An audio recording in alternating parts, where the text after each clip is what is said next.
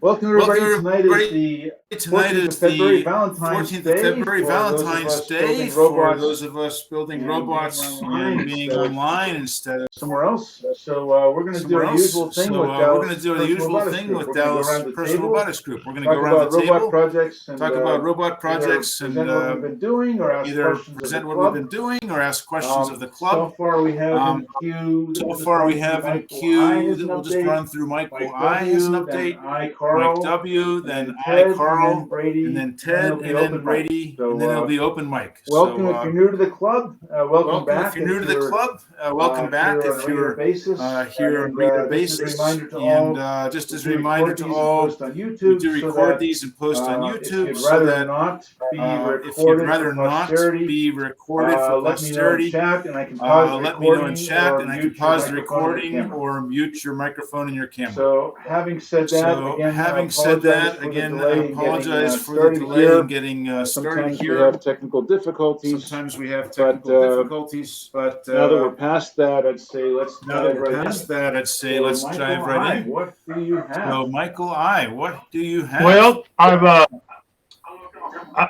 know if y'all remember, but I was messing with those yellow motors for a long time, those TT motors, and but I'm trying to build a robot for the 6-can competition, and well, I kind of upgraded, of course, to these motors right here. They're $15 motors, which they work really good. But anyway, I've been messing with the PID loop for a long time, and I showed y'all I did a straight line robot, which I showed y'all before, but now I'm confident in how I can tweak the code really well, and I did a little. I don't want to show you the straight line robot doing a straight line, because I've showed you one before like that. So, but my point is, I've got some. I'm not a software engineer or nothing like that. So I got the code, the PID sample code off of DF Robot. I might have shared that before, and I'm going to share that web page in the notes here in a minute. But I took that code, if anybody's looking for some PID code, and it has one motor, and I took it and I built on it, and I've got it where I'm real confident about when I tweak the code, I can get this robot to do what I want it to do. So my point is, I've got it to run a straight line. I've got it to run a straight line for 12 feet, turn around and come back. That's pretty good. That's great. That's great. Yeah. So I'm confident I could probably build on that for the 6-can somehow. At least I can get through the arena that's set up. I can go from one end to the other. So I got that, and I'm going to try to build on that for that. So is that my speaker making that noise? I think Brady, your audio is feeding back in, so I've muted you for now. If you want to talk, just mute yourself, okay? I'm gonna I might try to show that video. I kind of videoed it on the table. I mean, just for the heck of it. Star in a long time. Let me present it. Let's see if I can present entire screen. For those joining first or second time, we present gold stars when people actually show their robot running. Since we seem to have these dry stretches when we do a lot of talking and not a lot of building or robot running. So. Right, so here it is on my table. Can y'all see that at all? Yeah. Okay, I'm going to start the video. I'll put it on YouTube so that because I like to show it to my son. He's over in Japan, so I like to show stuff off to him. All right, so I'm going to start it. Okay, here's a straight line robot. And do a turn. It's going to drive 6 foot. 6 foot. And do a U-turn and come back. Now, eye on that laser being at the end of the table on the wall. That laser dot. Keep eye on that. And it should stay real stable in that spot. Most of the time it works. So I've got code and some code. You've got, your parts have a whole lot to do with topology and other stuff. I'm seeing a static display. Is there a problem? I'm not seeing any motion in his video in his feed. I think it's probably bandwidth issue. So Michael, if you want to take the YouTube link and copy paste it into this window. You need to click the arrow on your display. Oh, that too. The start button for play. Yeah, you need to push the start button. Yeah. Oops. Multiple issues tonight. Yeah, he's disconnected.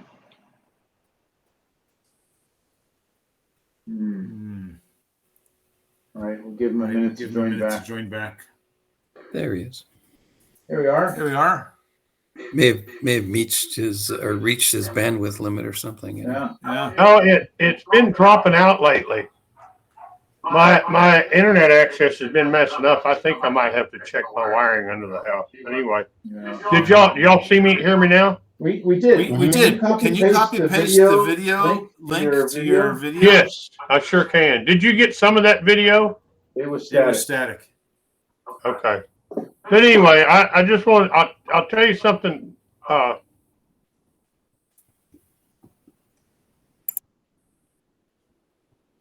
There it is in the passage. I want to, I'm still learning code and stuff. So I wanted to share something with you that I learned. The double variable data type. The one double in this code uses double. And I didn't know this, but in Arduino, in the Arduino world, all it is a float. It doesn't do anything but just uses a float. But my point is, I would change one of the parameters in the code, and it would always overcompensate no matter what I did, until I figured out I could put a point in it. And when I put a point in it, a floating point, it straightened everything up. So I learned something this week with using floating points as far as keeping the two wheels. These two wheels are independent of each other. These two motors, they don't talk to each other. So I have to tweak one motor to the other. So I'm also going to put that URL if anybody's interested in looking at that code. Well, wait, you said you went from using double to float, and then it started working? Say again. I went from using. I know I used double, but I went ahead and put a point in there, and I was able to adjust that number by just using fractions instead of the whole number. Oh. I didn't realize you could put a point in there and like put 0.5 or 0.3 or 0.335. So when I would adjust my speed on one of the motors, I would use a whole number, and it would overcompensate. Oh, okay. You follow what I'm saying? So you were able to get finer control by going into tenths. Yes, I was able to get a finer control on it. I just posted that code. If anybody wants to use it, to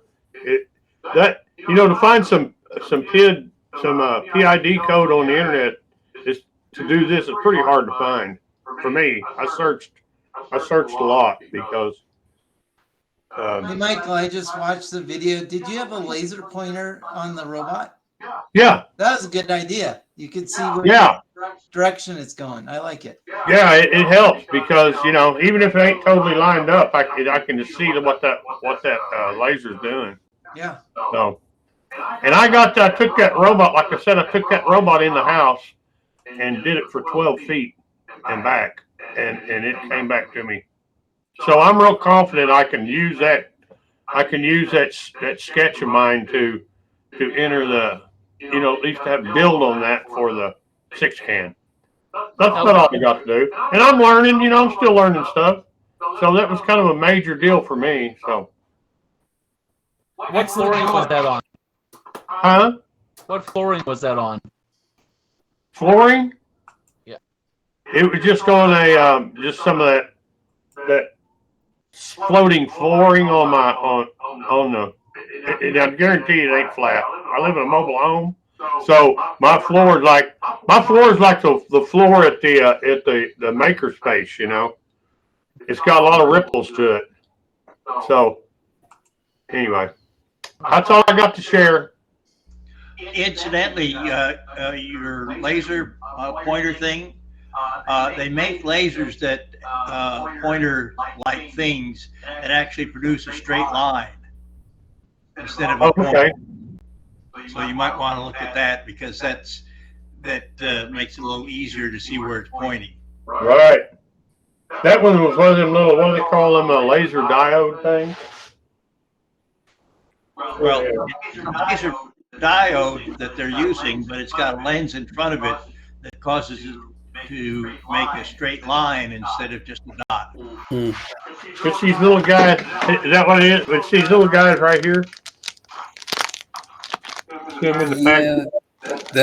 Yeah, if it doesn't have a line lens on it, though. No, it doesn't have a line lens. David, you But I mainly put it on there. That's what I'm saying is that you can get them that have line, Right. a line lens on it. Like they use in a level or something. Yeah, exactly. Yeah, Michael, I don't know if you know, but if you were doing integer multiplication or well, I guess more division, it just truncates. There's no, the remainder is not carried. You just get another integer. But if you're doing floats, it will carry, a fractional portion, or decimal fraction. Well, this is a portion, I guess. So yeah, the code is written. I could probably show it. I don't know how grainy it'll be. Let me try it again before I freeze up. And I'll go to that page. This is on their. This is on the DF Robots page. This. Can you see it? No, It's having like trouble with Scrape, I think. Okay. Well, I don't have very much. Yeah. It's a double set point. Is the name of the yeah. Okay. But if you can put the link.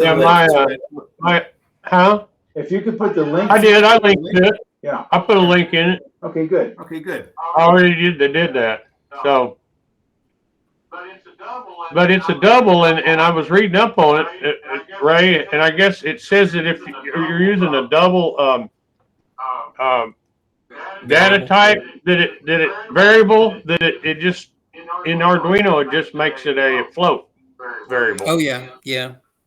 I was just looking at but the there's code. doubles and floats. Yeah, it's too blurry. I was looking at the code, Michael. It looks like the sample code has it initialized to an integer, but I think that's where the confusion was maybe. But because it's a double, you can set it to whatever floating point value you want. Yeah, because see, I'm not real hip on all that stuff, so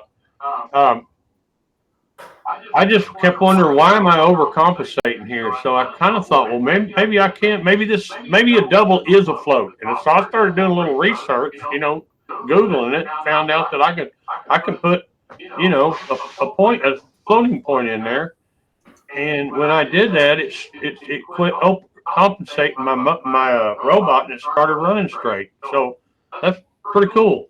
Yeah, and it might help to think of it this way. The double was originally a double precision floating point value, but in Arduino, the microcontroller doesn't have room for double precision, so they just use a single precision float, but they're both floats, single and double. Now, can you, like Ray was saying, can you use those in equations as a float like that without it rounding it off? You can, but like if you say, take a number, divide it by a float, and whatever you stick it into, if it's not a float, say it's an integer, it'll turn it back into an integer, and you'll lose anything after the decimal point. All right. So, you know, it depends on how you use it. And I think what Ted said is true for any of the AVR 8-bit processors, but I think for the 32-bit processors, that's not the case. I think your doubles are twice as big as your floats, or That's twice correct. the precision. So they're even more precision. You can even do more precision things with them if needed. Yeah. Or possibly. Yeah, it depends on the microcontroller. Yeah, what it's kind of, you know, Well, actually, typically it's depends. bus widths. It actually depends on the compiler, but you know, it's more common if you only have 8 bits to play with that they're not going to make a distinction between the double and float. Yep. Or that, yeah, in Arduino they say they're the same thing, but which they are. They're represented by the same number of bytes. So. It all boils down to how many significant digits do you need? That's true. So that's teaching me a lot. So I'm learning, I'm having fun, and that's cool. Cool. So my frustration turned into some joy, and that's what it's all about, ain't it? That and the gold star. Yeah, did I get a gold star? You earned the gold star. This is the first of the year, I think. This is a gold star, dude. Well, hopefully, now I've already got plans in my head on how to go and touch a can and then get back on the line and go finish going to the end. So I'm gonna do all that. And is that now when I hear the word odometry, y'all guys can probably clarify some things. Is that just a fancy word for just using encoders? Yep. Pretty much. So I'm going to use odometry at first, just to try to find the can. On that table, you seen the table that I was on? It's right over here, by the way. Right over there. I just clear it off and use it as my test bed. So I'm going to try to use just some trigonometry and a lot of Googling to start off straight. I mean, and look and find a can, go at an angle, and then get back on my line, and then go to the other end of the table. I'm going to give that's going to be my next. Hopefully by next week I'll be able to demonstrate that. So let's hope. That'd be cool. You're moving pretty fast. Well, you got a gold star. You used a big word that has ometry in it, then another word that has some kind of imagery in it. I mean, those $10 words, they're going to add up real fast, man. Well, you know, a lot of it has to do with who I hang around with. So I got to find them big words to keep up with you guys. So, what else was I going to say? I don't know. Anyway, I'm still seriously thinking about getting one of them Pixie 2 cams. I don't know. Those things sure look like they're easy to set up and use. And yeah, especially for like color blob detection. And that's kind of what we need in that 6 can deal, isn't it? Yep. So. Yeah, it's either that or you know, like the Max Pi processors, those are fast enough for that. You could use an OpenMVH7. Yeah, you showed me that. I actually was on that website the other day, just a couple of days ago, reading up on that. Yeah. How easy is it to get going with that? With that, what website was that? Yeah, they have an IDE that's pretty good and a bunch of examples, and you know it's pretty simple to modify one of the examples to get what you need out of it. And random. Was it the Random Nerds tutorial? Oh yeah, Random Nerd tutorials. You can use the ESP32 cams, but they're going to be a little slow. I don't think the frame rate is up. You know, like if you're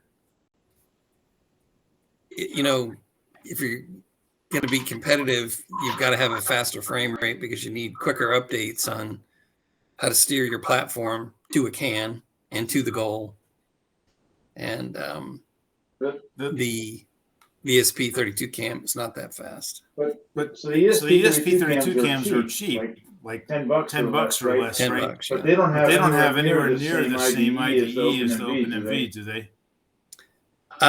No, there's a bunch of examples that, they actually had I think it was a JavaScript version of OpenCV, and you could actually pick the color, and it would show you, similar video images like the mask image and, an image with the color blob, kind of overlaid in the original image. So, it's similar to what you would do with maybe a Raspberry Pi and OpenCV. But I think from my view, it's just a little more elbow grease. That's what's nice about the OpenMV is that you pay a little more, but it works just out of the box. And it kind of see through. Does anybody got a link for one of those OpenMV sites or something? Someone will dig it out. We'll pull it in the chat here in a little bit. Okay. Sure. Yeah. Well, I want to look into it. I'm still learning about this camera stuff. And plus, I got another. Go ahead. The OpenMV you can buy for them an LCD backpack. That's what I run on the one that I have. So it's like a shield that plugs into the back of the OpenMV, and it lets you display what the camera is seeing, or like the CV algorithm. So I was able to superimpose blob detectors and things on top of the display. So it's really handy for troubleshooting. You don't need a laptop or anything like on some of the others. You can just view it then and there on the robot.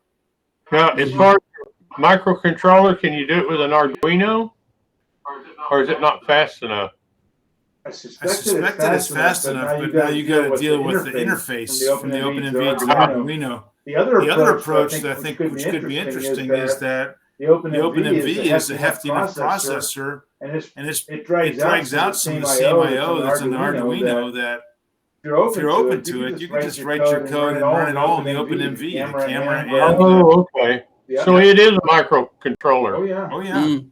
I don't know anything about it. I'll be very honest with you. And it's Python, so it's okay. I haven't told you. Well, I did. I mentioned it a few weeks ago, but I started messing with just now started messing with one of them Raspberry Pi Picos and micro Python. I'm fiddling with that a little bit, so I'm gonna have to look into it. Yeah. So does Adafruit have a lot of info on their site about that camera? I wonder. They seem to have instructions, but it looks like they don't have as many purchase options as I've seen elsewhere. Well, that'll give me something to start messing with. I just posted a link to the product page for the manufacturer of the OpenMV cam. Oh, there you go. Yeah. Oh, you did? Thanks, yeah, openmv.io. That's good. All right. Yeah. Let me look at the link and see if that's the one. Yep. Yeah, Mike, I think I could summarize what the guys are telling you.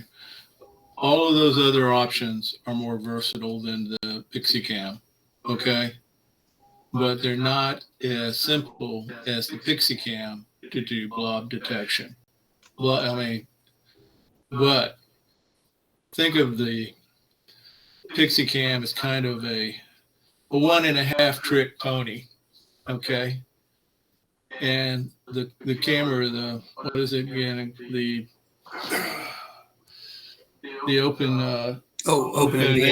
OpenMV is like, it's got, it's like a multi 27 blades with Swiss Army knife. All right. But it's not as near as simple to do the one task. But you can use examples which are set up that are almost as simple. And I mean, they're going to be in Python, I believe. And you just load it up onto the processor, and then you talk to the processor, probably over serial. And what you really want to do is you simply, on that type of task, is you're going to say, okay, where where is my can in the field of view? And if it's over here on this side, I want the robot to turn this way. If it's over on this side, I want the robot to turn that way. And that's not hard to do in code. Okay? Because you know how wide this field of view is.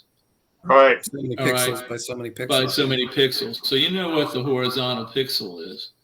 So if it tells you that the can is at pixel 100, okay, and it's 480 pixels across, you know that it's going to be over on this side. Okay.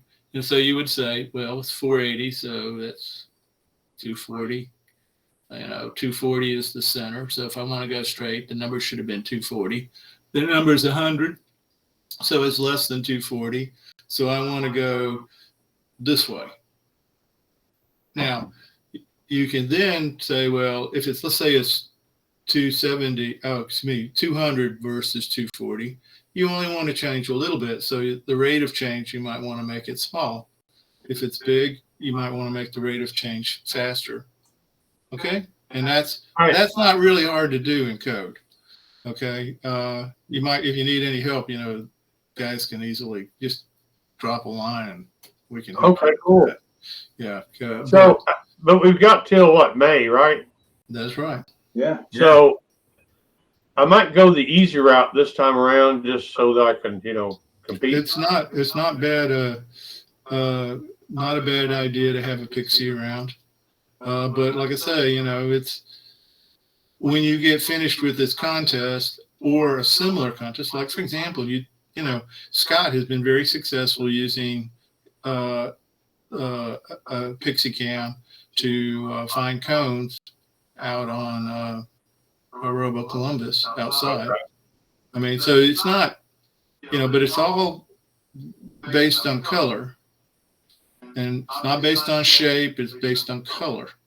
So likewise, we also have a wondrous video of an early Robo Columbus where the robot's going straight at the cone, and a guy with a camera who was a member stepped out from behind a tree, and he had bright orange shoes. And you can literally see the robot turn to the shoes. Wow. That head out. I mean, it's out there you can look at it on YouTube. I will.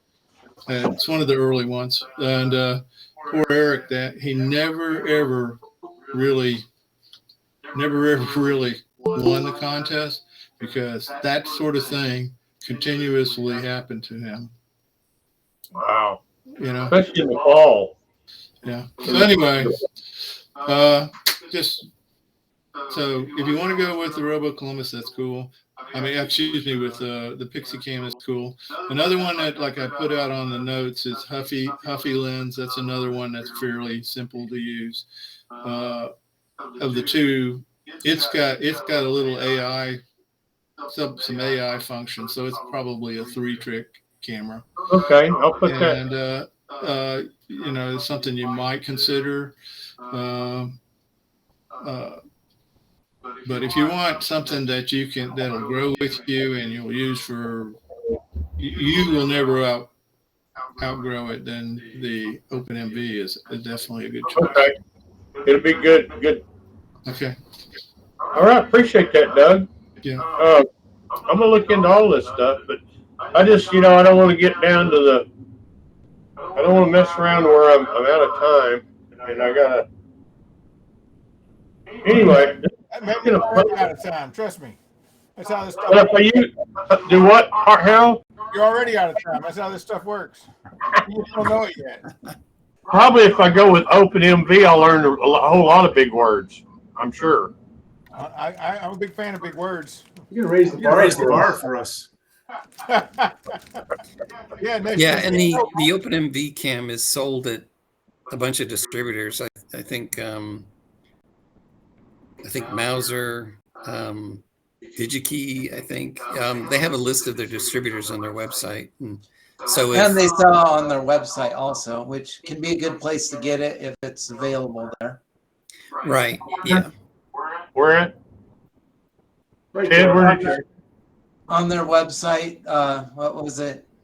Adafruit? MB.io. The French. Yeah. I copied all it. Yeah, search around. Search You know, I'm just down the street from Mauser, so I've used Check them them out. Yeah, before. they may have it in stock. I can do a will call a lot of times, just drive over there and get it. Yep. After 2 hours. So, all right, appreciate it, guys. That's helped me a lot because that'll help me a lot. So, Hey, we're looking forward to the next week, dude. Yeah. All right.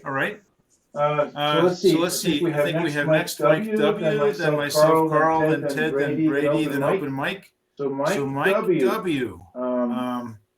So we have 4 mics online tonight. Michael. Help me out here. Mike W, what do you got? Mike W, what do you got? Yeah, so I guess I'm going to go see Michael Avison at the contest. But so I'm building my little robot here, and I'm using the only thing I bought so far for it is the mechanism wheels, and I'm using the Arduino Nano with BLE with Sense and a Bluetooth. I'm going to use the Bluetooth on this project yet, but I expect to use it to initiate a go when they say start the race. All right. And one thing I did do is I put the sensor up high so I can see over the can, and it's on it, and I'm trying to use the simple ultrasound sensors to find the object, and it also can look up and down, but it didn't work well. So I need to put the sensor down at the can level. So I'm going to have to rebuild this mount and put the sensor on each side so it can see down at the can level, and then be able to rotate around to see on the sides plus or minus 90 degrees. Are you in the DFW area, or are you going to do this by remote if you compete? I'm here in Dallas. Okay, cool. Right. So so today I finally got the thing. I couldn't see the can down at street level, so I raised it up a can to be at the sensor level, and it finally worked pretty good to find a can, and I got it to drive to it. And I don't have anything to grab the can or anything yet, but at least it's able to detect that there's an object there and it can go right to it. And I got to figure out how to. And then the BLE Sense Arduino has a color sensor, so if I get close enough to the can, I can see what color it is, and then I'll switch to LiDAR instead of ultrasound for the final push into it before to grab it properly. And I do have a video of my mechanism wheels running, and I can figure out how to present it. Down in the bottom. On YouTube? Oh. Down in the bottom. You start on the right, left a couple. There's an upper arrow box with an upper arrow. Present now. Yeah. Oh, here's what I was looking for. Okay. And then pick a window or screen. Oh, by the way, I'm taking bids for either wearing my bright orange shirt or not wearing it. Highest bidder. I'm going to bid on that one. Mr. Countermeasures. I put my media player on here, so can people see it? Oh yeah. Yes. Yeah. And so I'm going to start it, and it basically goes, since it's mechanism wheels, it goes in its directions, like it goes forward. And I'm using a accelerometer, gyroscope, and a little help from the compass inside the BLE Sense to keep it on a straight line. Because I got really cheap servo motors that I converted into just drive motors. There you go. That's moving pretty well. Yeah, so it's pretty good if you take a servo motor and convert it into a 360, make sure it can rotate it. You can give it a pulse width command to determine how fast it's going. So all the electronics are built into the motor, so it keeps all that fancy stuff out of the, it makes it simpler. Yeah. Looks good. Yeah. You're doing all that off your phone? No, it's just autonomous. Oh, it's autonomous. Okay. I just gave it a command. I just said, okay, go forward, backward, left, right, Time. angle this way, that. Yeah. Yeah. It looks very consistent. It looks very consistent. Very straight. It went all the way under the thing there. Like this thing is 6 inches by 6 inches. This whole project here. The robot is. Do you have a name for your Do you robot? have a name for your robot yet? No. Right. Right. Sidewinder. What? Sidewinder. Ah, okay. Oh, then I kicked it to throw it off course, and it straightened itself back. Nice. Good. Yeah. Gold star, dude. Gold That's star, really dude. good. That's really good. Yeah. Yeah. I'm jealous now. Yeah. Yeah. So hoping to do it without a camera. So I'm going to try to do it with the ultrasonic sensors. Like I'm using the HCSR04. They're pretty crappy. I think there's some better ones in that same class. I'm going to look into. I don't know if anybody has much experience with it. They're really old, so I'm sure there's experience.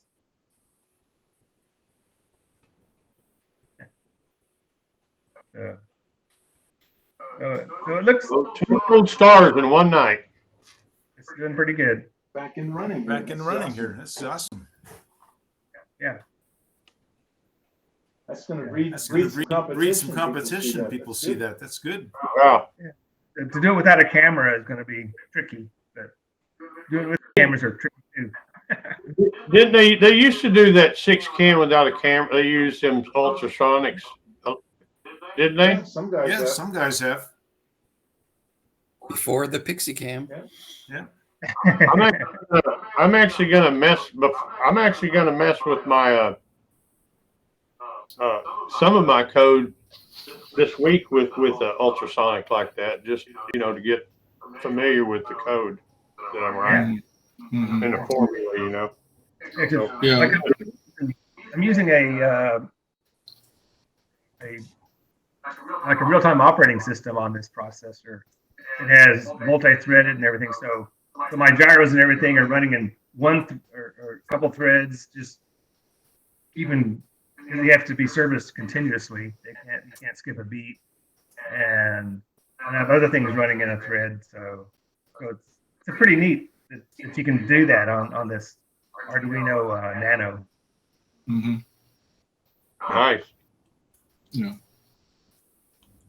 There again, Mike, there are videos available on earlier contests, and I can't help you in finding them, but they're on the DPRG Clips YouTube. If you go back in time, way back in time, you can find examples where people are using ultrasonics. I know that David Anderson very successfully did it, and also another person named James Leroy, I believe his name is. LaCroix. Yeah. LaCroix. He did it. He did it successfully.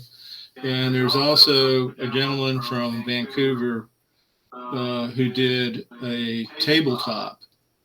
So it's not going to be under 6 cans. It'll be under tabletop. But he also ran a very, very, very nice little robot with doing just ultrasonics. It tends to be slower because you have to find the can and differentiate it between the can and the walls. But so you're going to have to. What I've seen in the past with people using that technique, they've tried to do a kind of a drive-by approach. So when the ultrasonics might actually, so they have one in the front that says, okay, I have a questionable object that might be a can, and they also have ultrasonics on the side. so that like if they're driving a straight line, some of them used a path. So they would go from the back to the front. And if you made a straight path down the middle, any can would be closer to the walls. See, so there you would see, you'd see a bump when a can was there. And then I know they had, some of them have also done where they do a path like a big square around the arena looking for the cans. I'm just throwing out ideas. I'm not trying to tell you what to do, because right, you may have a better idea, but I'm just saying that it has been done successfully with ultrasonic, so it can be done. And like I say, there's probably some examples out there if you dig through some of the old contests. I have I've looked at some of those videos this week, as a matter of fact. Some off of the robot website. You go into competition, and they've got some of those videos that you're talking about. But I haven't went to YouTube itself and done a search. So yeah, I probably will. But you can use that ultrasonic just for this, just for the challenge of it, not really compete against somebody else, just for the challenge of doing it. Well, just things a challenge. Like I'm using parts I already have. I know I could throw money at it and probably do something better, but it's sort of fun to see what I can do without throwing money at it. Yeah. Right. Yeah. Just doing it, just figuring out a way that you can accomplish the task really is very satisfying. I mean, yeah, I'm really excited. I'm kind of interested to see how it's going to come out of all this. Yeah. Okay. I don't have any fantasy of winning the contest. I just hope to make it through. Well, here's the way I looked at it. The first goal is to get a can. Okay. Yeah. And then the next goal is to get all of the cans. Okay. And that is a big accomplishment. And then beating somebody in speed after you get all this, that's kind of a third thing. I mean, that's less important unless you're trying to specifically to beat the guys that are got it down to unless you've got it in for Scott. Yeah, that's right. Yeah. But knock him off that hill. Yeah, yeah. Maybe next year. Yeah. Okay, cool. Okay, cool. Well, Mike looks Mike good. looks good. Gold star. That's 2 for the night. All right, so next we have me, then Ted, then Brady, then Open Mike. Now, I will not get a gold star, but I have three kind of adjacent robot diversionary tactic things. So let's give a quick try and see if I'll sail through these in the interest of time. Let's see if the screen share works like it's supposed to, or if I have to cheat and use the camera again. It'll be slanted 90. Yeah, it'll be slanted 90. I hope not. Survey says it's slanted. Okay. That's just crazy. What is wrong with that? Okay. So we're going to go. It's perfect here. Analog loophole. All right. That is the weirdest thing. Looks like some of us are looking at one image and others are looking at another image somehow. Yeah, I'm chalking it up to Google Meet. So the first thing is a number of us have used the OpenCV. They have the Oak Delight, and they have launched a new Kickstarter today. This one is on mastering the generative AI-driven art. So apparently, if you're interested in that kind of thing, they have a course where they show you how to drive some of these tools where you can have text to art and either use their built-in models or make your own models. So I think a lot of us have been impressed with the quality of OpenCV stuff before. So I thought I'd paste that out there. The next one that's been making the rounds is this. I think. Let's see. The video probably work. But basically, this guy made this guy this out of Legos. This thing out of Legos. Why is? Well, now look at that. Why is? I really don't get it. I really don't get it. I got to reboot or something. So anyhow, no video tonight. No video tonight. But anyhow, he's got this really cool domino thing where the dominoes fall over and the train runs around and flips them back up. And you run the train just as fast as the dominoes go, and they keep falling over and it keeps lifting them up again. So the dominoes never end. So that one. Here's the link for that one. Okay, and then the last one, since for those that are regulars, you might be familiar with our recurring theme of the chick magnet, which in today's political climate, correct climate, might need to be a mate magnet. But anyhow, here we have the latest entry that it's cologne. It's cologne. It smells like WD-40. Excellent. So in the Valentine's theme day, I know a lot of us live by duct tape and WD-40. Well, here it even comes with instructions for use. Follow instructions closely. Remove outer box. Slide up. Open inner box. Take bottle out of box. Twist clockwise. Bottle is ready to spray. Spray cologne to smell like WD-40. You can tape it up to your wall. And you heard it here first. So there you go. That's my non-gold star contribution of the night. I don't know if I'm going to take any questions, but at this point, I should probably pass the baton to Ted. So, well, I guess if you want, don't do it near an open flame. You want your date to throw up on you? That's a perfect gift. Oh dear. All right, so I have been working on upgrading my outdoor robot. So I have a couple of goals. I want to go from 4-wheel drive to 6-wheel drive. Part of that, I want to add some suspension in so all the wheels stay roughly on the ground. And so I have, and I showed off this a little bit a few weeks ago, but it's let's see, put a belt to drive these two wheels together with one motor. And then I have a swivel here so it can kind of swivel up and down. Let's see, I took one side apart so I could kind of show you the belt drive I've got inside there. But yeah, so that is what I'm working on with my outdoor robot right now. What's the dollar value of that setup? Do you have a ballpark? The what value? Oh, how much does that setup cost? Oh, yeah. I think my last order from Go Builda was around $300. Oh, but I'm using a lot of leftover parts from the old robot. I'm just like the motors and wheels and stuff. So 3 robot units then. Yeah. Yeah. Oh. Okay, sounds better, Yeah. Smaller. Hey, Ted, so are you going to put like independent suspension, or are you just going to use bogie suspension that you showed rotating back and forth? Is that your plan? Oh yeah, so I've got a swivel piece there. So that's my idea of suspension. Okay, so how are you going to put this? So on the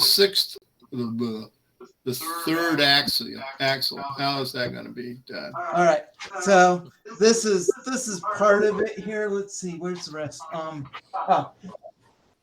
So here, so this is one half the motors here, and so this is the third wheel, right? Third wheel, right? And so I have this piece here. It's got a barrel here that turns, and these are bearings here. Yeah. So that will get mounted on here, something like this, and so it'll turn like that, and so this can go up and down. But the other two will be ganged.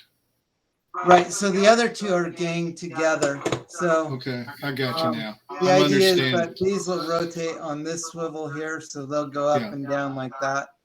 But the other one will be independent. Yeah, so this one will be independent. And so So it'll go something like, let's see, something like this here. So we'll have these going like this and this going up and down like this. Okay. If that makes sense. Yeah. Cool. Have you thought about, okay, so in one case you've got motors going straight to the wheels, and the other ones you've got chain drive together. Yeah, Okay. so the one thing about this is the one motor, will go on the axle like here. So, and it's a 1-to-1 belt ratio. So they're all the motors are going directly to the wheels, well, through the gearbox and to the wheels. So they should all be geared at the same ratio when I'm done. No, I was just wondering, since you have one wheel going independent, you already got 4 motors committed. Why not go 2 more motors and make them all independent? I'm sure you've thought of that, but I'm just curious. Too much money?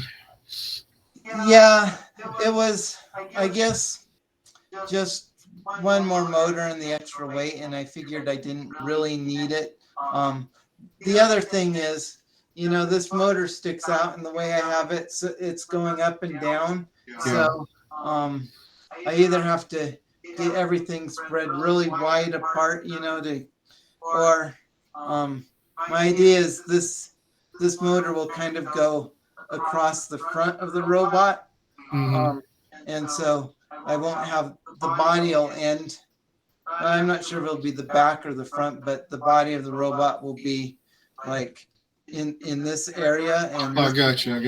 This will be moving up and down. And if I put a motor back here, that would be interfering with the body. And I'd either have to raise the body up, or I'd have to Yeah. No, what I was meaning is like make all 3 like your 6th wheel.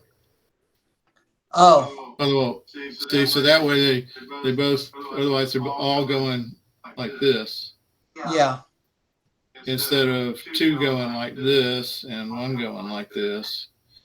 They would all go. I know it's kind of strange. My idea is, though, if like I need to go over a curb or something, you'll be able to rotate up and pull stuff over the curb. Okay. And I think those are beautiful wheels. Better than having this like trying to raise way up, because you'll get on the side of the wheel. All right, we'll see. It sounds cool. I'm really looking forward to seeing that. I mean, your last robot was really cool too. So. Hey Ted. Yeah. The belt tensioner, is that infinitely adjustable, or do you do it by moving different holes? No, I just have it. I have it here in one of these holes, and so I just found a hole that seemed to give decent tension. So that has slots in addition to holes, right? And there's some slots in here. They're not very long slots, but they're a couple holes wide. And this is from Circle City, right? Yeah. Okay. Thanks. Yeah, this is their metric system. Go Builder is what they call it.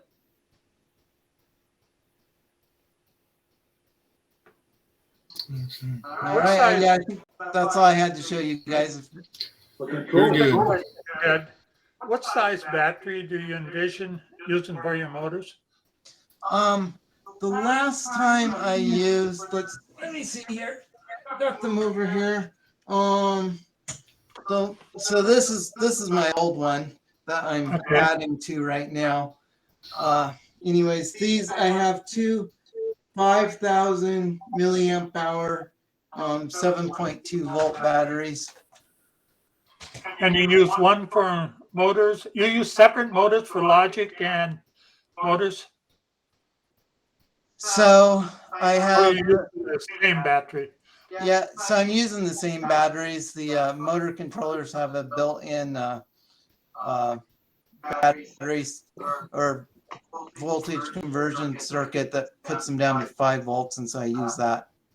Do you have any problems with noise? No, I haven't had any noise problems. Hey Ted, are you using that in series or parallel? So is it 7.2 or are you using actually 14?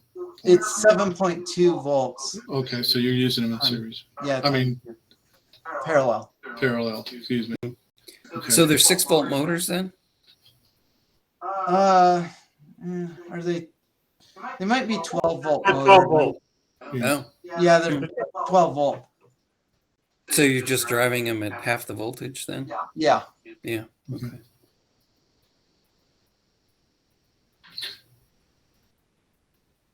Are you using ESCs for that or straight up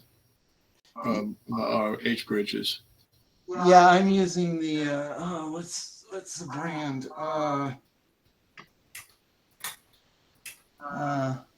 Anyways, it's an it's a motor controller. That looks like is that a RoboClaw? RoboClaw. Yeah. There we go. Yeah. Yeah. It's one of their higher ampage ones. Yeah. I had it from a much bigger robot that I started and kind of gave up on. Cool. Yeah, that makes sense. Okay. I think that since we're giving stars out, Ted, I think you deserve a black star. Good progress. Some sort of star for progress. It's not moving yet, but thank you.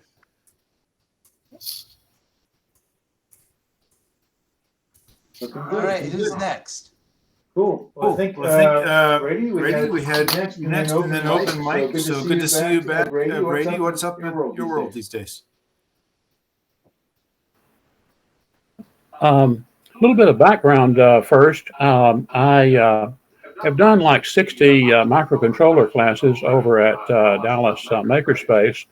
And back before COVID, I discovered DPRG and started wandering in and see what was going on. I wasn't into robots, but I did join for a while. I kind of fizzled out during COVID. But the good news is I rejoined today. And part of the reason on that is I'm needing some help if I can get it in a couple of areas. Several months back, I started a robot club for my grandson and 5 teenagers in all. And it was part of my thing was let's promise them robot, but teach them programming. And we have been having a lot of fun with that. This is kind of rough, but this is what we have at this point. And it's really just an Arduino Nano and a controller for a controller receiver for a PlayStation 2. And it's rough at this point, but two drive wheels and then a coaster wheel. But I hadn't known anything about robots and such, but so it's been kind of an education to me. Seems like on one of the videos a while back, there was somebody that is working with kids on some kind of a maybe contest or something. And if you know who that is, I sure would like to contact to find out something about that. Talking about Kareem? That's Kareem, yeah. That'd be Kareem. Yeah. Who was that? Kareem. What's his last name? Forget what his last name starts with a V, but don't ask me what it is. Barani? Kareem V. Kareem V. Yeah. You can find You can find him under the membership of DPRG.org. Yeah. Kareem V, he's the lesser known of Very right. He's the and lesser he'll be so Kareem V. Yeah, and Brady, he'll be he could even pop on tonight. You never know when he sometimes he's got a lot, with his teams, he's got a lot of stuff scheduled, so sometimes he can't get on until later. Yeah, and those guys they like to do outreach, and they would be willing to probably do a demo or something if you approached them right. And I wouldn't be surprised if his team could really light some fire under your teenagers, because they'd see what some kids are doing, same age. You know what I mean? part of my thing is we got plenty of fire there, and it's kind of hard for me to control. But Yeah, I got you. I'm working on that. Is there a way that you could let him know to contact? I think you've got my email address. Or well, Brady, the best way would be if you go to DPRG members. Yep. And Kareem will be there. It'll be that's dprg.org/members. I think. I put the link in the chat. Okay, yeah, you can. There's a link there for email. So just put an email. Just drop them an email. You know. Okay. Tell me the name again. I don't hear real well. It's I don't know which KARIMBIRANI. Yep. Yep. And V something. I don't know what. He's the only Kareem on the list. Kareem? ARIM. Yep. You'll find him. Okay. Sounds very good. So, at any rate, we have worked with the Arduino Nano here. Also did some work with Raspberry Pi Pico W. And so we're kind of moving between Arduino C and MicroPython. They just love Python. So that part seems to be working out pretty well. One of the things, my construction part on that has gone slower than I wanted for several reasons. And I don't know if I should admit to this group, but I actually broke down and bought one of the commercial things for my grandson for a birthday gift. And it has the Mecanum wheels on it. So, Mike, we're looking forward to seeing what that's like. He still has to assemble it, and there's some operation there. I do want to mention that I did a posting, and I discussed DPRG, and I think I need to tell you all what I said. On the Dallas Makerspace, something came out about let's spread the word, and it kind of moved into we need to get some other groups to take up classrooms. So I started off a reply on that. Before we start hawking our classrooms for all types of organizations, we should remember that there are classrooms for our 501c3 based on education. Also, we're a maker organization. I went kind of that direction a little bit. And then I said, an excellent pre-COVID use of classroom on a regular basis was Dallas Personal Robotics Group, the parent of BMS. Tuesday nights were generally work nights and competition, and anyone was welcome to wander in. Start asking questions, and it was like learning in a class. I started scheduling my Arduino classes on Tuesday so I could drop in after 9 to see what was happening. DPRG currently has virtual meetings, but I hope they return. Yeah. So that's what I posted, and I'll throw out the question. Any thought of going back to physical meetings at Dallas Makerspace? Yeah, still, we don't want to, if you look at this group right now, there are people here who cannot come, they're not local. Sure. And so if we went straight to Makerspace 100%, that would be a real problem. And we like this virtual meeting. At least I think everybody likes this virtual meeting. I know I do. Yeah. So saves me 2 hours of driving. Now, so what I'd like to see is probably because there is something about meeting in person. Everybody does, and we have to grow. So we would like to probably schedule some meetings down at the Makerspace, but probably not on Tuesday. Probably not. Right now, we couldn't in that one room because the wood guy has taken that over. Yeah. But what we have done for the last 2 years, give or take, is that every so often we'll have a contest and we'll have it there. Yeah, but I mean, we could also could do maybe once a month, or we used to do our Saturday meetings there, and I'd like to get that back, but right now we're struggling a little bit. We still haven't come out of COVID, and we don't have as many lecturers as we have, but I'd like to see us get some DPRG sponsored events. We had one, I guess it was was it December, Carl? The one where we did about Git? Yeah. Was that December? December. Yeah. Yeah.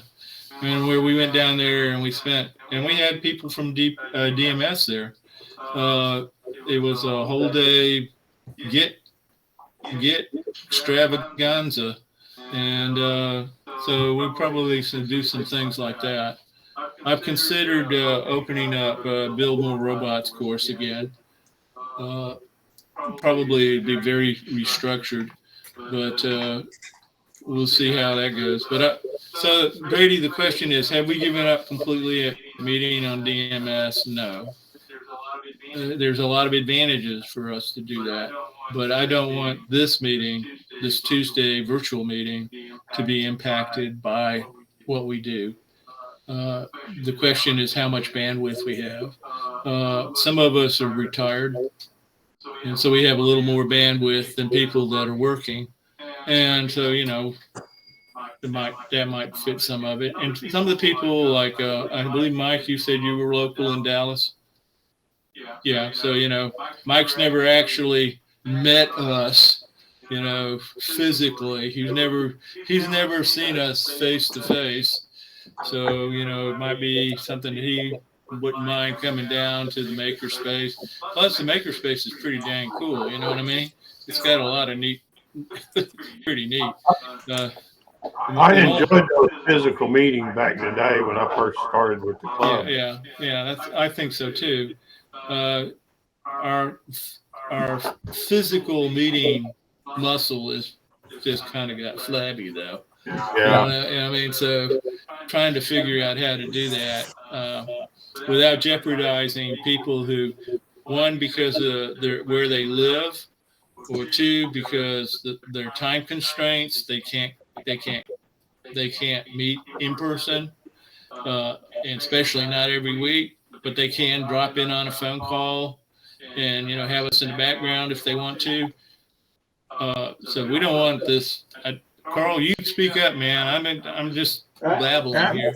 I'm just going on year 4 of a 2-year term. So yeah, I'm just saying this. I just think we want to keep this going, but we would like to eventually get some sort of activity in the DMS so that we can attract new members. To be quite honest, people that some people are very hands-on, and if they don't see it hands-on, they don't get turned on to it.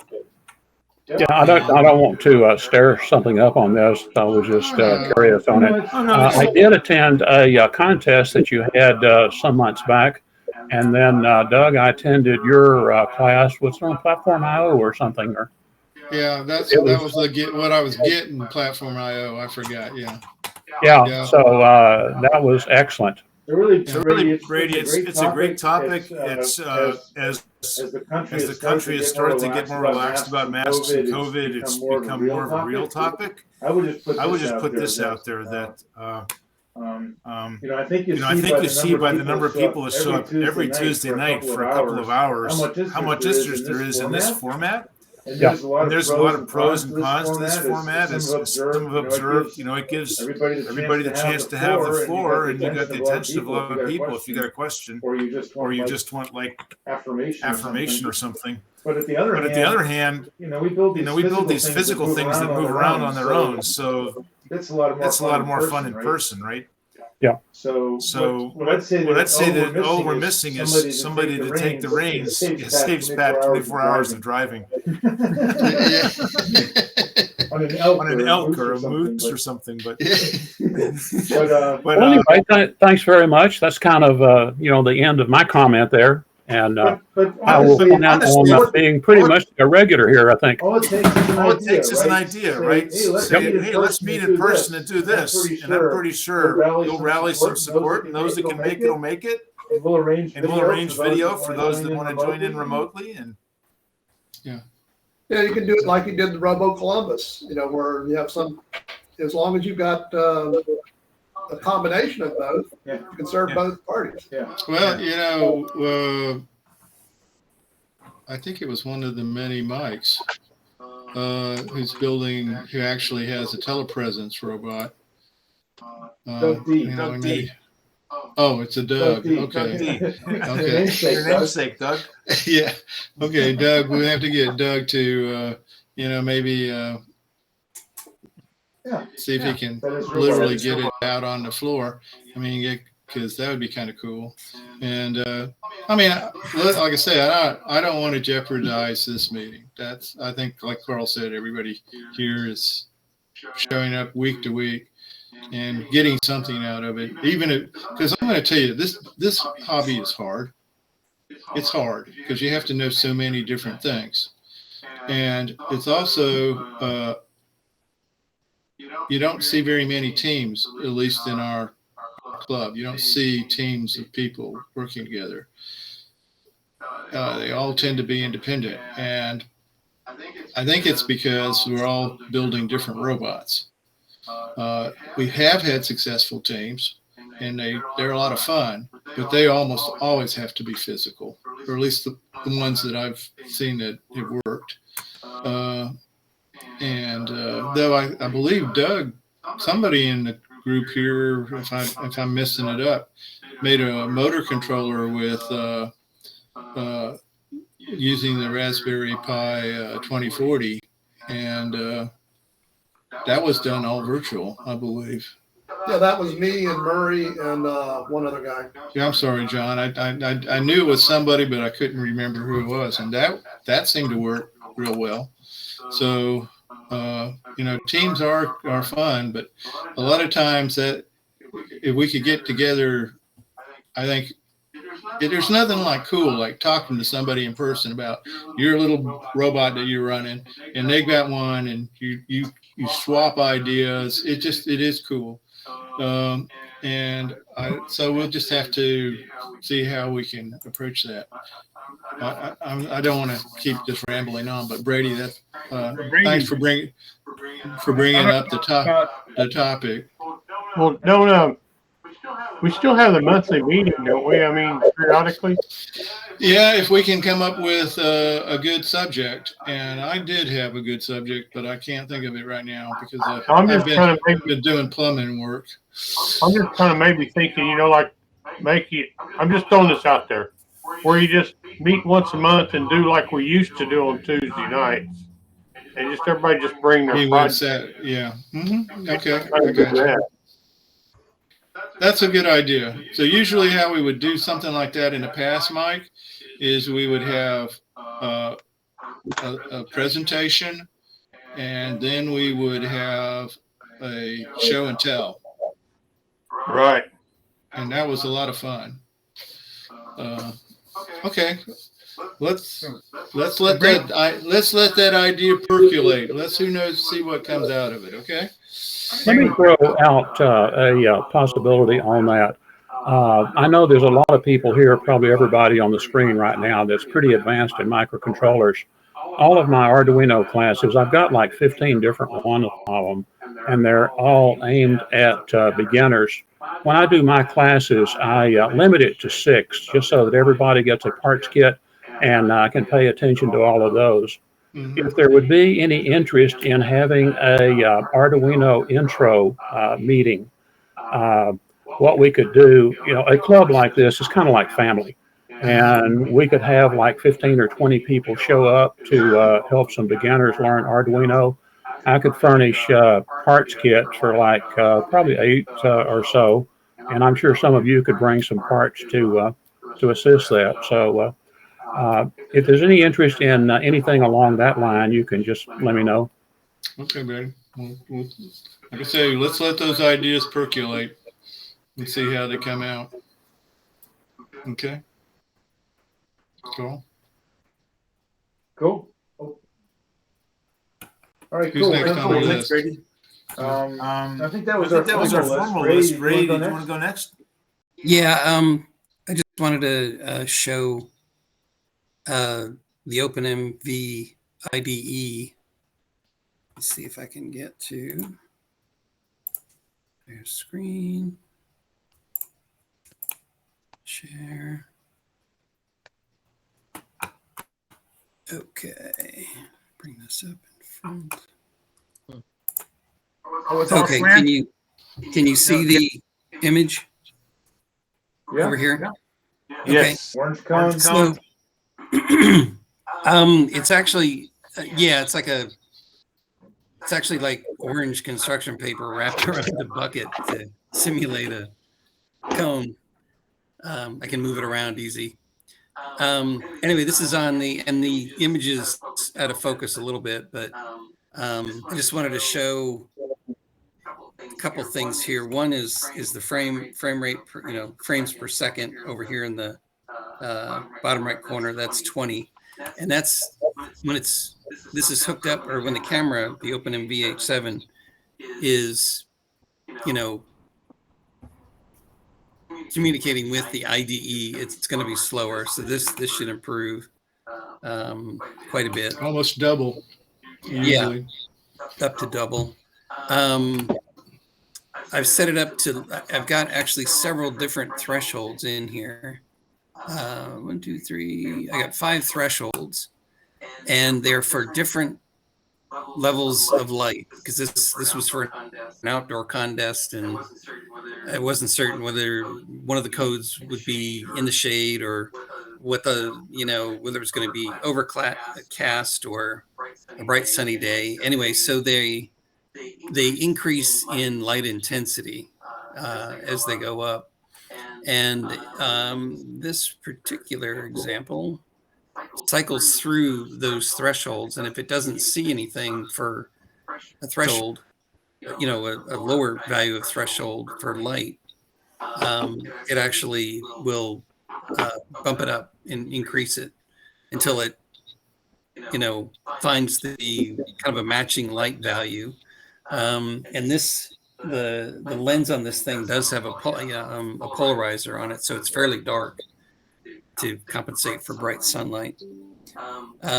So the things that I'm getting out of it, this down here in the serial terminal, the first one is it's what they call the centroid X value. It's the center of what it thinks is the color blob. So right now I have a pretty intense light shining on part of it, and so it's finding a threshold 0 right here.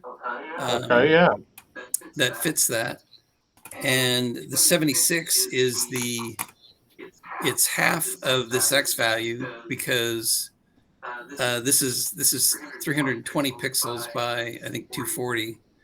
And so in 300, a value of 320, you'd need 9 bits to send. And I just wanted to send 1 byte over. So I, up here in the code, I actually divide it in half, the blob centroid, divide it in half, so then it becomes an 8-bit value. And then on the Arduino side, I multiply it by 2, essentially shifting it over 1 bit to the left. And then I get my value back. I lose, basically 1 bit of resolution, but yeah, it's probably not necessary, right? That sounds like you're being fussy. Yeah. So, and in this particular program, I wanted to know the the total number of pixels in the blob, and just to make sure that my threshold, the area threshold up here was set right. And so this, it's a modification of one of their examples. That's what's nice about the OpenMV IDE. There's great starting examples. There's great documentation. It's not in Chinglish. Whereas with the Max Pi stuff, it's a much more difficult, to utilize. There's, not nearly as many examples. You look at the examples that he's got probably hundreds in here. Files, examples. There is examples for just about everything. Image processing, image filters, color tracking, and actually what I used was actually one of the color tracking examples. I think I used single. I'd have to look at it, but I think it's single color code tracking was what I actually used. So, and you can also use the, you can select a square here, or a rectangle, and these the histograms tell you what the values are, and there's other tools that you can use to set what the thresholds are. This one is in LAB. I think you can do grayscale, RGB, YUV. There's that's a very small subset of, I think there's like 100 different formats that you could represent colors in. But just to give you an idea, now you want that frame rate to be typically faster than what your PID loop update rate is. So then that way you're getting, you're always presenting a fresh value each time the loop iterates, so that you can respond as quickly as you can to it. Well, how fast is your PID loop? Mine is 20 times a second. It's 50 milliseconds. Okay. So that's what I've used. And I think Dave Anderson, I thought he used like 25, I want to say. So a little bit faster. He's used 25 and 50. I typically use 20 or 25. But they're just like you say, Ray, it doesn't. 50 is fine, probably. Yeah. So that's 20 times a second. It's good enough for fast response. Whereas if you had, say, you use the ESP32 cam, it may be half that rate. So it's not gonna update as quick.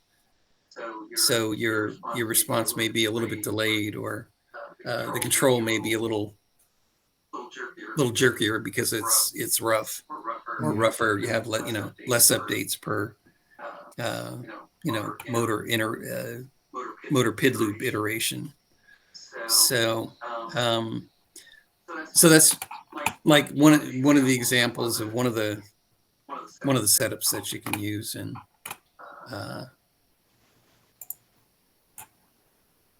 like I said, his is or the OpenMV H7 is one of the better ones, I think. Anyway. Thanks. Sure. Oh, my air tank for blowing cans into the goal isn't in yet, but I did start working on, this is a replacement for, it's kind of like it was a Chinese knockoff of an erector set. The first, 6-can and can robot that I did. So it has huge wheels on it.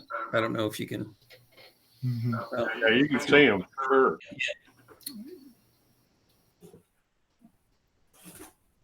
Kind of like this is, so it's, I forget, I think this is a 100 millimeter wheel. I think this one may be 150 or so, if I get them side by side. They're big ones. Yep. Anyway, so I've got that. I've got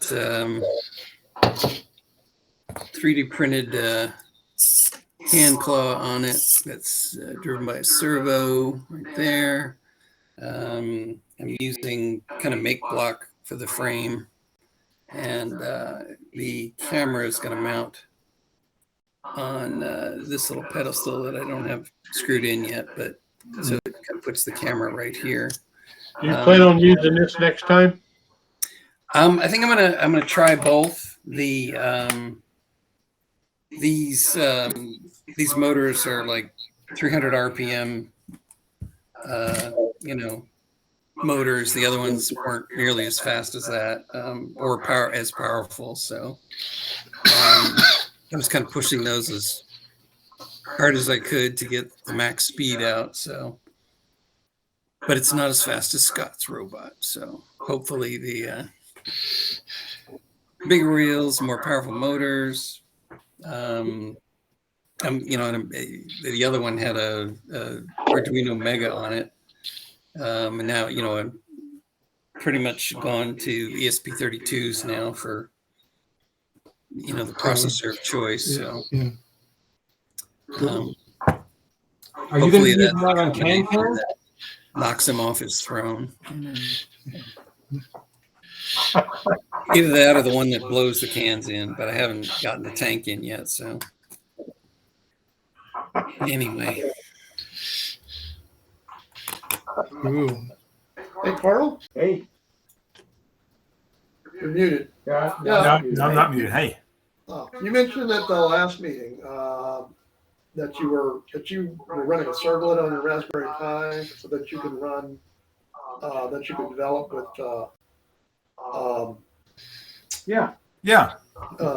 code your desktop. That's right. So you got a link or reference on how to do that? I can do an ad-hoc demo if I let it boot here. I think the link on how to do it. I don't. It's been so long. I don't remember. And I said I could share it, but then my screen will be all wavy for some people, I'm afraid. Well, is it fairly simple to set up? Assume you have to install something on your Raspberry Pi and then it's a service and run it. It's remarkably simple. And I think what happens is that the Pi has the real VNC server enabled by default.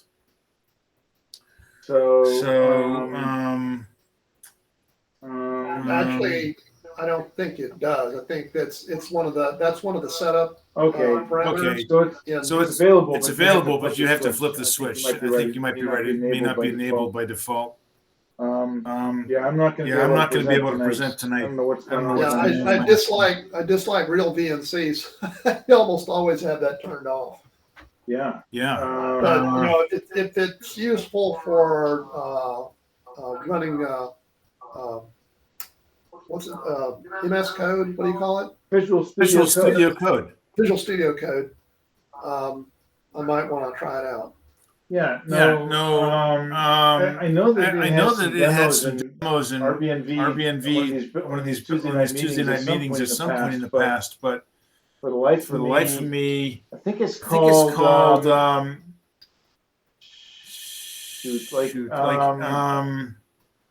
I think it uses the Remote Explorer in Visual Studio Code. So if you just do a search on the Visual Studio Code Remote Explorer and do some Google searches for remote development. So basically, I open my code here, which I can't present because of my screen problem, but it will help. I can show you.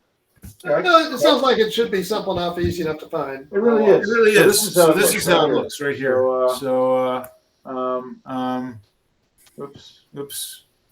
Do the analog loophole again.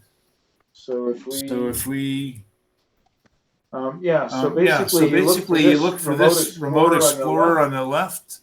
Is that showing up? I guess. Resolution's is too low to actually read. It's not useful. Okay. But basically, it's that easy. You go to that. It's on the left hand below extensions on mine. It's Remote Explorer. And you set up a different remote session somehow. And I basically have it goes by IP address. And within each IP address, there's a number of different projects. So like in theory, I could open this project and Visual Studio Code through this extension will SSH into that project on the Pi. And then I can edit the files that live on the Pi. I can edit them here from the VS Code on my laptop. Yeah, that'll be useful. Oh, it's super handy. It works really well. I'm pretty simple in the way I do my development. I just use Nano to edit directly on the Pi. Yeah. So, Yeah. Which can be effective. Which can be effective, but I don't know about you. I'm spoiled by all the built-in language stuff in VS Code. It's context. Well, the Nano editor is not going to like give you capability to auto tab your. No. So you insert some code in Python and you need to tab everything over by one tab. No, you have to go to each line and do it. It won't have built-in linting. It won't have probably the same kind of hooks to get. I mean. So anyhow. Well, anyway, I'll look into it. And a second question, it was for Doug. Doug, did you ever get your headless control panel working? Not to the level that I want to. And John, I have not responded to you because I've kept your message pinned to the top of the list. So what I need to do. So you just got used to it being there. Yeah, well, maybe, but I'm gonna. What I've got to do is formulate my question better, so that I don't waste your time. I don't worry about wasting my time. I'm retired and I spend entirely too much time on Facebook. Okay, well, cool. Then I tell you what, this week we'll solve the problem. Okay. Okay. And because I really want to. That's really neat. And do you remember I showed you a case that had a switch built into the actual case? There's no reason why I couldn't hook that into your board and just use it, to be literally able to just push this button on this and take it out. Though probably on the robot I'd use your board, because here's what I found when I was doing. Let me give you some thought here, so maybe you might think about this. I have an on-off switch on my robot. Okay, big on-off switch, and I have your board, and it's a discipline thing for me to remember to push that button first before I grab the big button and just flick it. So somehow what I've got to figure out is a way to, maybe I'm going to have to go to some sort of relay or something, so that when I push the big power switch isn't there anymore. It's just, unless it's an emergency button switch, and then I can just push that other switch and it'll cause the main power to go when the other one is gone. Yeah, you're talking about the switch that you're interested in is the one that pulses the processor? Like I say, initiates shutdown. What I found myself in use, okay, I always got the shutdown button. That always worked. That was not a problem. It was the application start button that I never got going. And what I really wanted to do was, so the way it was right now was I had to VNC or something to ensure that process was running before I took it to the start line. What I really wanted was to push that button, the application would come up and run. You see what I'm saying? So I don't have to I can treat the robot as a robot and not something that's attached to a computer. Otherwise, I could go to it, turn the power on, push that application button. The application would start up. And I know it would be started up because I would have the little light telling me that it had started up. And then I could just run. Okay. The second problem I had, and was the one I was getting to, was forgetting to hit the shut off button before I flicked the main power. And that's just, right now I just have to train myself to not to do it. But it would be nice if there was some way that would prevent the main power switch from the main power being truly cut off until I hit the shutdown button. Or another thing would be is if I hit the power button, so I cut the power to the battery's disconnected, which is what what you'd want to do if you really wanted to stop stuff. There would be a capacitor or something that would support the bus for the shutdown process.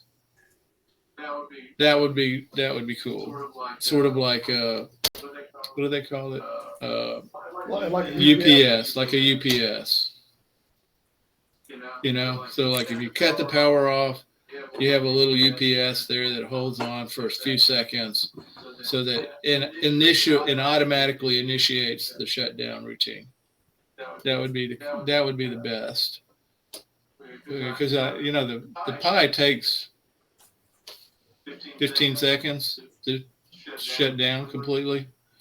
Yeah, something like that, 10 to 15 seconds. Yeah. Anyway, something to think about. All right, those are different problems. That's a different problem than what you had initially addressed with your board. Yeah, this is when you're talking about UPS. You may or may not be interested in this. Yeah. This is something you can get online.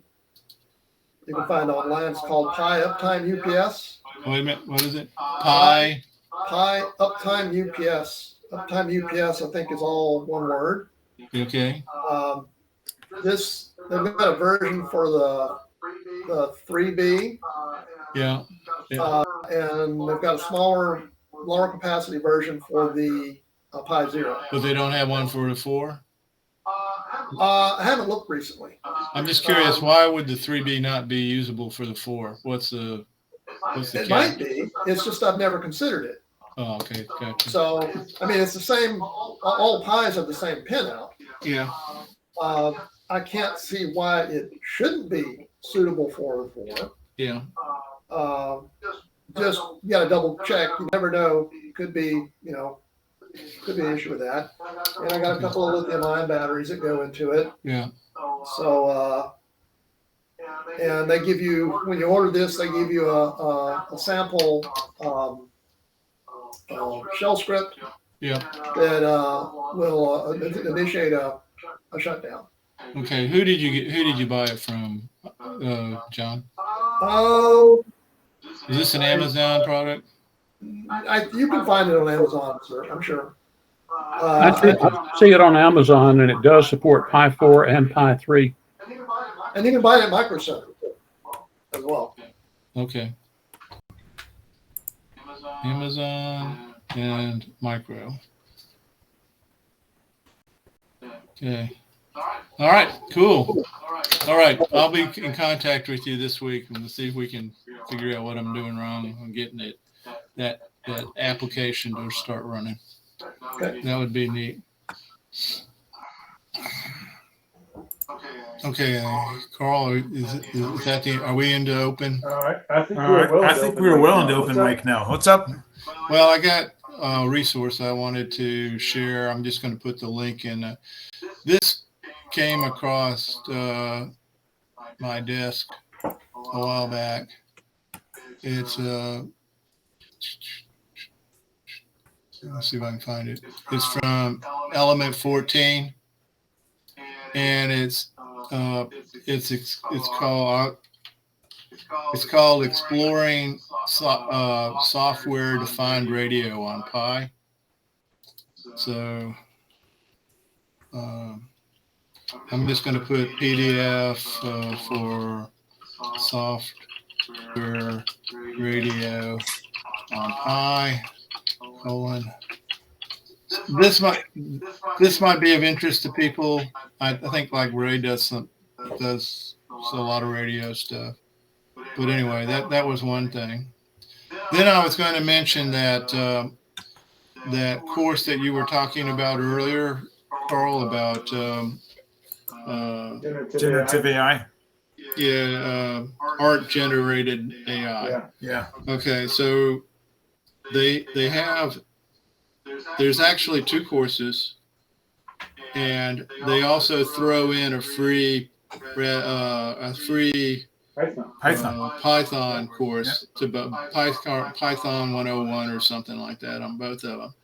So the lower level requires no coding type thing is on sale for $27 for the next 20 something hours.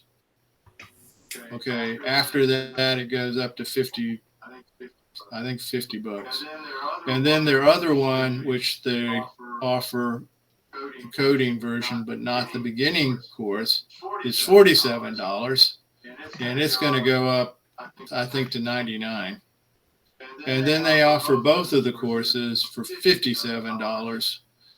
And again, they get the free Python course. That's normally over $100. So anyway, it is a pretty good deal. If I know, I think of it as a hot topic. It's just something new that might be kind of interesting. And the $27 non-coding version might be all you are interested in, or you might be interested in taking it to the next level. So it is only open for the next day. So at the low rates. At the low rates. Yeah, at the low rates. Early bird rates. Right. And I want to see if I can get. I think they launched this morning, and within 17 minutes they hit their funding goal. I think this is the link to it. I'm going to AI art Kickstarter. So if you're interested in that, this is and I will say this: OpenCV, the organization, and the guy, he's I think a PhD from India. He's really, really knowledgeable, and he does a pretty good job in his training classes. So anyway, I just throw that out. I don't know how much interest this group has in AI generated art. It is kind of cool, hot topic right now. But that being said, I think those were the only things I wanted to bring up. So. Cool. Yeah, sorry, I ran off camera there while I was talking to you, Doug. One of my new kittens was getting into the wiring on the boat. Well, it's better than the damn squirrels, I can tell you that, because if they get into it, it's gone. I had them go after my air conditioning control wires this winter. Luckily, I got them before they shorted everything out.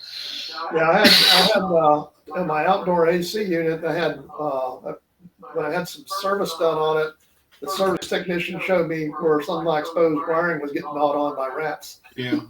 It could be squirrels. I don't know if rats too, but rabbits even. We have rabbits go after our Christmas lights, so we don't do them on the ground anymore. Oh yeah. We thought it was neighborhood kids until a game cam showed that it was wascally wabbits. Yeah, and there's also a lot of people were complaining on Nextdoor about their flags being torn down. They were being torn down, their flags, ripped off the thing. And then the guy showed a picture of a piece of a flag sitting up in a tree where the squirrels had used it for nesting. So anyway, so yeah, they're getting no respect. I thought Carl, neighborhoods are just going to hell. I can tell you right now. I thought Carl was about to tell us that he found an electrocuted rabbit on his wire. Remarkably, no. Maybe they get a charge out of it. I don't know, yeah. But there's. I think they get attracted to the slight buzz of the control wiring, and they go after it, man. Many years ago, I did witness a squirrel explode as it leapt onto a transformer. Yeah, it literally exploded. Yeah, I've when I worked for General Electric, and they would about once a year we'd have to go in there'd be some catastrophic failure, and when they all got, they pull up some charred critter, was the cause of what happened. It could be rats, it could be squirrels, it could be opossum. I mean, they were literally like what you see in the cartoons, where they're all black. So cooked. Anyway, let's see. Cool. Yeah, I think that's it. All right, open mic night. Anybody got anything? Ready. I was trying to open up the ESP32 cam app, but it's going to take a little longer than I thought. So. Those real-time demos, they just have a demo effect catches up sooner or later. Mm-hmm. Hey, Doug, is there a chance at some point, can you have a rough draft of those contests we discussed? I know a month ago, I haven't heard anybody argue one way or the other against the draft list for the May contest. But yeah, okay, yeah, it was very simple though. I mean, I want to say I don't have the list in front of me. No, but whenever I think it was just 4 can, wasn't it? Maybe up anybody remember? 4 corners, 6 can. I forget. Yeah, but I mean the notes. Yeah, I'll have to find the notes. I hope I didn't throw them away. We do 4 corners again. Whatever we want. We can do whatever we want, Mike. What's planned? I'll have to go look up the plan because I don't remember. That's what I figure. If we put something out there, then they will come. They will come. I definitely saw some 6 can interest, and so that's definitely and that was on there because I remember. I was going to say it was the base at 2, which is the 6 can, and then the 4 corners. 4 corners. Yeah. But I see Michael making progress. Making progress on out and back, and Mike. Yeah. Who was making? Michael I was making. Michael I was making, and Mike Williamson was making progress. So I think for out and back. Well, Mike Iverson. did 12 feet out and back, right? Yeah, I sure did. Yeah. Okay, out and back. That sounds good. Okay, let me ask you this. All right, Pearl, I know because you're the one that this would affect the most. I'm saying change the rules to require a 180-degree turn. Is anybody upset with that? What do you mean, 180-degree turn? Well, the way the rules now read, I upset Doug basically.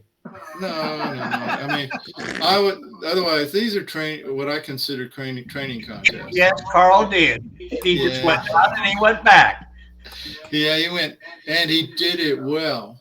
Oh, he just reversed the motors and come back with the mechanical. Right, but that's not always that easy because you realize that one motor can be off from the other. So, well, your PID's supposed to take care of that. But the question, yes, but okay, so lots of luck, kid.